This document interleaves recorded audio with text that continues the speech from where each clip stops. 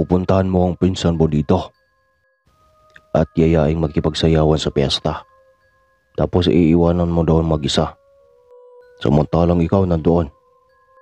Napikutan ng nobya mo dahil naglasingan kayo. Bulyaw iyon ng ama ni Muna na si Mang Ronnie sa kanyang pinsang si Oscar. Nalasing kasi ako, tiyo. Yun na nga, nalasing ka. Kasi naglasing ka. Kinalimutan mo si Muna.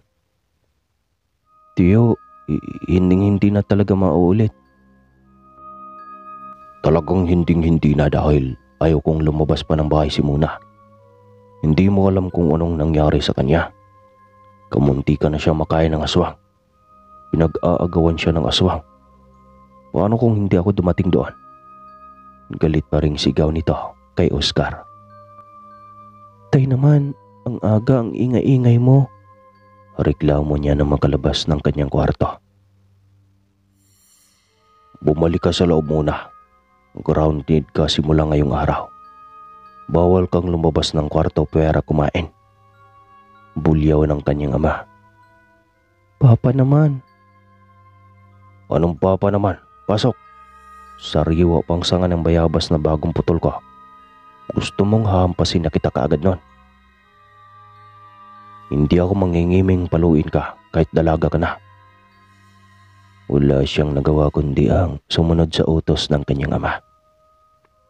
Disiplinang militar ang inabot niya at walang magawa maging ang inang si Aling Leia. Kasalanan mo naman. Bakit kasi inumaga ka na ng uwi? Tanong pa ng kanyang ina.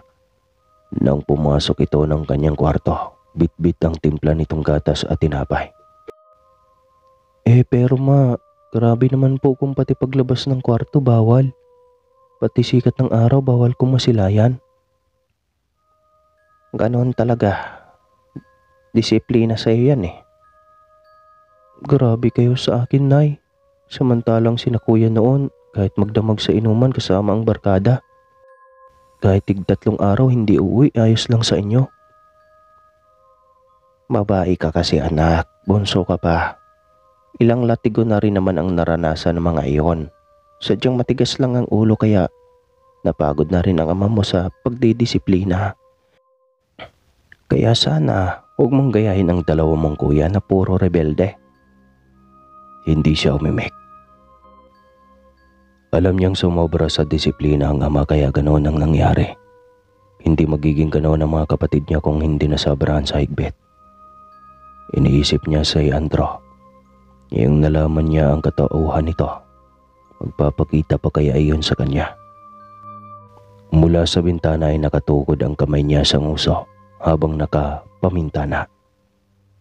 Sobrang tahimik at pati telebisyon ay bawal buksan. Ang kanyang ama ay nasa kubo nito habang binabalatan ng maraming bunga ng mais. Ay nakikinig ito ng drama sa radyo. Paminsan-minsan ay iniisip niyang tumalon sa bintana. Kaso ay saan naman siya pupunta? Hanggang sa biglang may narinig siyang sitsit. Agad niyang inikot ang kanyang tingin para hanapin ang pinagmula ng huni. Nasa nakausling bato ito. Nakadapang nakatingin sa kanya. Si Oscar. At hindi niya alam kung bakit at anong ginagawa nito roon. Unti-unti itong gumapang palapit sa kanya. Loko ka ba? Makita ka mamaya ni Papa. Sigurado akong malalagot ka. Kaya nga ako nagtatagoy. Grabe iyang si Tio. Matanda na matapang pa rin. Intindihin mo na lang. Ganyan talaga siya eh. Bakit ba? Anong pakay mo sa akin? Wala akong pakay sa iyo. Pero si Andro, tingin ko meron. May ipinadalang liham. Ganun ba? Bilis, ibato mo dito sa loob. Siguraduhin mo lang na huwag sasablay. Yari tayo kay Papa kapag mahuli niya. Maingat nitong ibinato ang hugis diamanting tupi ng sulat. Mabuti at nasalo niya kaagad iyon. Kaya diretso na niyang binuksan iyon. Sabik siyang malaman kung anong laman ng sulat kaya agad niya iyong binuksan. Nakalagay doon na magkikita sila pagkaraan ng 5 araw. Kumahal pa niya ito matapos nang nadiscover niyang lihim na katauhan ay sisipot siya. At kung hindi man siya makasipot, isa lang ang ibig sabihin. Hindi niya tanggap ang katauhan nito. Tanga to, talagang hindi ako makakasipot. Dahil grounded ako ng 1 buwan. Wika niya sa sarili habang nakabusangot. Hindi siya mapakali at walang tigil ang paraot parito niya. Hanggang sa magulat na lang siya nang makitang nakakabit sa kanyang bintana ang pinsang si Oscar. Anak ng tikbalang, bakit ka ba nanggugulat? Huwag kang maingay. Tulungan mo na akong makaakyat, dali. Agad niya itong hinila hanggang makapasok sa loob ng kwarto niya. Saktong pagtayo nito sa harap niya ng batukan niya ito. Aray ko naman. Mananakit pa ikaw na nga itong tinulungan. Reklamo nito. Talaga pa? Salamat ha. Dahil sa tulong mo, ito ako ngayon. Nakakulong sa sariling kwarto. Sorry na. Buti ka nga nakakulong nga sa kwarto lang. Samantalang ako napikot sa hindi ko naman nobya. Napakunot ang kanyang noo sa sinabi nito. Anong hindi nobya? Nobya mo naman ang kasama mo nung iniwan mo ako kay Andro. Oo nga, pero kasi nag-inuman kami kasama ang barkada niya. Kaya ayun. Hindi ko napansin iba na pala katabi ko dahil sa sobrang kalasingan. Yan, manya kasi napala mo ngayon. Wow, napaka-supportive nito. Salamat muna. Ang swerte ko na naging pinsan kita. Abat, ikaw pa talaga ang mang-iinsulto sa akin ng ganyan. Iniwanan mo kaya ako sa ere. Alam mo, ikaw yung may hangover. Hindi makaintindi. Nalasing nga ako. Napabuga na lamang siya ng maraming hangin. Kahit anong sisi niya dito ay hindi naman siya nito mailalabas ng kwarto niya. Sige na, wala ka bang isusulat pabalik kay Andro? Dadalhin ko na. Wala. Paano kasi gusto niyang magkita kami? Ang labo niyan kasi grounded ako. Nakasimangot niyang sagot sa kanyang pinsan. Hindi problema yan. Ayan ka na naman, Oscar. Ano na naman ang pumapasok dyan sa kokote mo? Huwag mo na nga akong ipahamak pa kay Papa. Baka malumpo tayo nun pag nahuli ulit tayo. Kung mahal mo naman yung tao. Naku, Oscar. Problemahin mo yung kasal mo. Hindi ang buhay pag-ibig ko. Magagawan ko pa ito ng paraan. Mamaya kapag sumuwi ako kay Papa, hindi na ako makakalabas ng tuluyan ng kwarto. Wala ka maging maid of honor sa kasal mo. Sige ka. Biglang bumigat ang mukha nito nang sabihin niya dito ang tungkol sa kasal. Halatang mapipilitan lang talaga ito sa isang mabigat na desisyon sa buhay dahil sa pagkakamali nito. Ngunit ganon yata talaga ang buhay. Sa pagkakamali naman ay natututo rin. 5 araw na buhat nung matanggap niya ang sulat ni Andro. Balisa siya at hindi alam ang gagawin. Aswang kasi ito at hindi niya sigurado kung matatanggap niya ito ng buong buo. Wala siyang ginawa simula nung maging grounded siya sa bahay kundi kain tulog. Makakalabas lang siya sa bahay kapag maligo. Bantay sarado siya sa kanyang ama oras na nasa labas siya ng bahay. Kaya hindi na siya aasa pa na magkita sila ni Andro. Kinagabihan ay maaga siyang nakatulog. Ngunit nagising siya sa kalagitnaan ng gabi dahil sa huni ng kung anong nilalang sa kanyang bintana. Wari ay may binubulong ito. Bigla niyang naalala si Andro, kung ang nobya niya ito. Takot pa rin siyang lumabas para makita ito kung kanong isa itong aswang. Tinig niya ang mga yapak na paraot parito sa harap ng kanyang kwarto at kinakabahan siyang baka si Andro ito. At magis na ng ama. Dalawa lang ang pwedeng mangyari kung hindi ang papa niya ang maperwisyo. Marahil ay si Drew. Kahit aswang ito at ramdam niyang dismayado siya sa katauhan nito, ay hindi rin naman niya maatim na masaktan ito. Gusto niyang buksan ang bintana at ipagtabuyan ito, ngunit natatakot pa rin siya. Marahil sa itsura nito at sa isiping nangangain ng tao ang aswang. Kahit pa naisalba na siya ng isang beses ni Andrew, magulo ang kanyang pag-iisip. Hindi rin siya sigurado kung si Andrew ba ito o kung nakalaban ni Andrew na gusto siyang saktan ng gabing iyon. Biglang bumukas ang ilaw kaya napabangon siya at nataranta. Kung si Andrew ito at kung mabaril ito ng ama niya, ay tiyak uusikin siya ng kanyang konsyensya. Lakas loob niyang binuksan ang bintana. Mabilis na lumapit doon si Andrew. Hindi naman ito mukhang aswang. Maamo ngunit miserable ang mukha nito. "Anong ginagawa mo dito, Andrew?" Pabulong na tanong niya.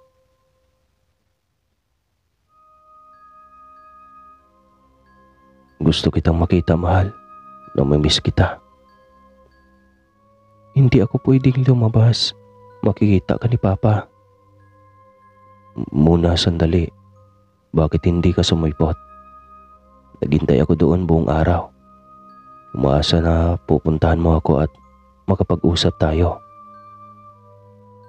Grounded ako kaya hindi makalabas. Hindi ba sa'yo nasabi ni Oscar? Hindi na kami nagkita muli eh. Muna! Biglang tawag ng kanyang ama mula sa labas kaya nagulat siya.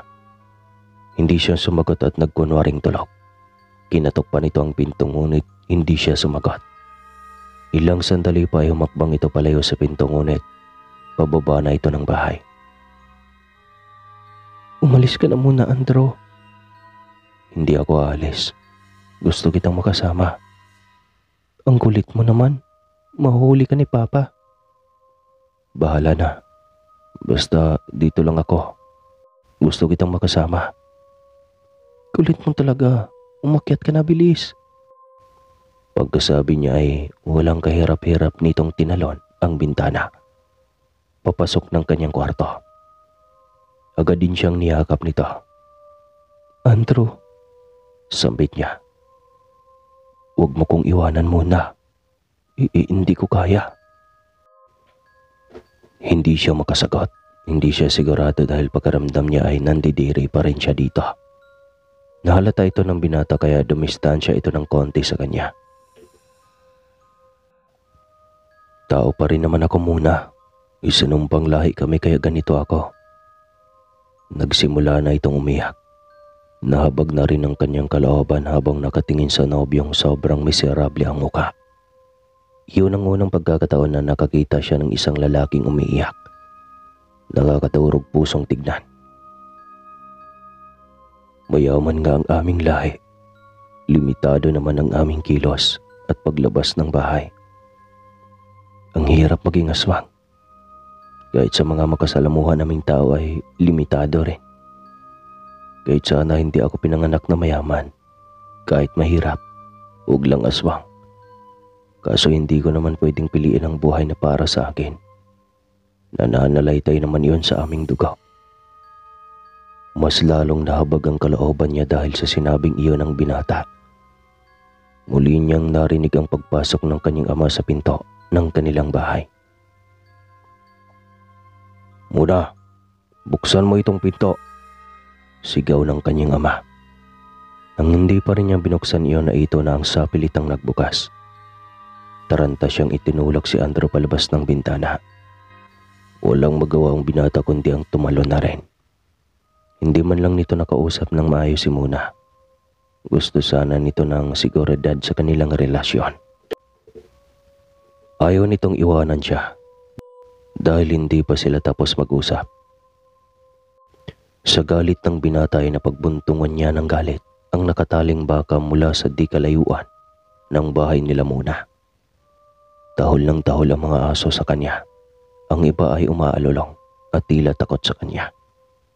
Lalo na nang sakalin niya ang baka hanggang sa nawala ng hininga. Gamit ang mahahabang kuko ay hiniwa niya ang tiyan nito. at pinuntiriyang kainin ang atay nito. Doon niya ibinunton ang sakit ng kanyang kalooban. Pagkaramdam kasi niya ay hindi siya matanggap ng nobya dahil sa kanyang katauhan. Hindi naman talaga katanggap-tanggap at aminado naman siya doon. Tumingala siya sa bilog na buwan. Hindi niya mapigil ang pagpatak ng kanyang mga luha. Bakit pa siya isinilang sa mundo kung para lang naman pala sa pagpapanatili sa tanikalang sumpa ng angkan? Sana pala hindi na lang niya naranasang mamuhay sa mundo ng mga normal. Kung hindi naman pala siya kauri ng mga ito. Bakit pa siya naging kabilang sa lipunan ng mga tao kung hindi naman pala siya tanggap ng mga ito? Inumaga na siya nang uwi sa kanilang bahay. Pagdating niya roon ay parang wala lang. Tila walang pakialam kung saan galing. Sa bagay pareho naman silang lahat na aswang. Lolo niya, lola niya, magulang at mga kapatid. Siguradong lahat ng mga iyon ay gumala na kagabi. Samantalang, nagulantang si Mang Rone. Kinabukasan na makita nito ang isa sa mga alagang baka na wala ng buhay. Warak ang tiyan at nawawala ang mga lamang loob. Hayop na aswang yun, bulalas nito. Saktong dumating si Mang Tonyo na tagapangalaga nito at nagulat din na makita ang nakabulagta na katawan ng baka. Naku, anong nangyari sa alagang baka natin? Tanong pa nito. Nabiktima yata ng aswang, Mang Tonyo. Hayop na aswang yun. Gigil na gigil ang dalawa sa nangyari sa alaga. Ngunit wala rin naman silang magawa kundi ang ilibing na ito.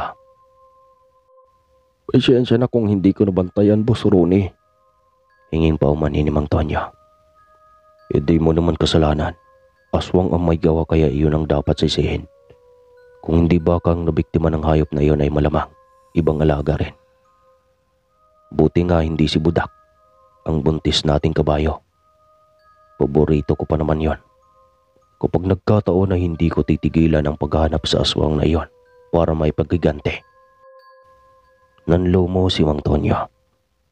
Matagal-tagal na rin na walang may nabalita ang maperwisyo na aswang sa kanilang lugar. Naging alerto ito dahil ibig sabihin lang ay may bagong aswang sa kanilang lugar. Habang nag-aalmusal ay naikwento ni Mang Rone ang tungkol sa kanilang baka. Natigilan sa pagkain si Muna. Sigurado siyang si Andrew ang may gawa. Matagal na walang may nangyaring ganoon sa kanilang asyenda.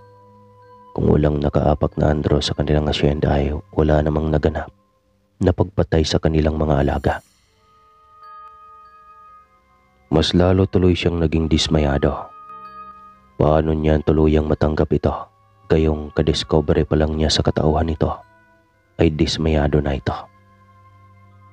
Isang linggo ang lumipas at wala ng paramdam pang muli mula kay Andrew. Aminado siyang nangungulila rin siya dito. Ang boses nito at kung paano ito sa kanya makipag-usap. Namiss rin niya ang buong maghapon na magkasama sila na tila ba hindi sila nauubusan ng topiko. Akala ko topiko pala. Biglang kumatok sa kanyang pinto ang ama. May nais daw itong sabihin kaya lumabas na siya at sumunod na dito patungong balkonahe. Naroon ang kanyang ina. Tila ba napaka-formal ng kanilang pag-uusapan. Bakit parang napakaseryoso ng usaping ito? At ganyan iyang mga mukha niyo? Seryoso nga ito muna. Hindi lang kami sigurado kung matatanggap mo ba ang naging desisyon namin ng mama mo. Ang alin, Papa? Hinahabol tayo sa buwis ng ating lupain. O, hindi bayaran niyo na po. Yun nga anak. Wala na tayong pera. Wala? May pera pa naman tayo sa bangko, hindi ba? Matagal nang tatalo iyon sa sabong. Papa naman, akala ko ba tumigil ka na sa bisyo mong iyan? Kaya hindi mo masaway ang dalawa kong kuya eh. Matagal naman na akong tumigil, nak. Pero magkape muna ako para hindi ako mabitin sa kwento. Kasi puputulin mo na natin. itutuloy.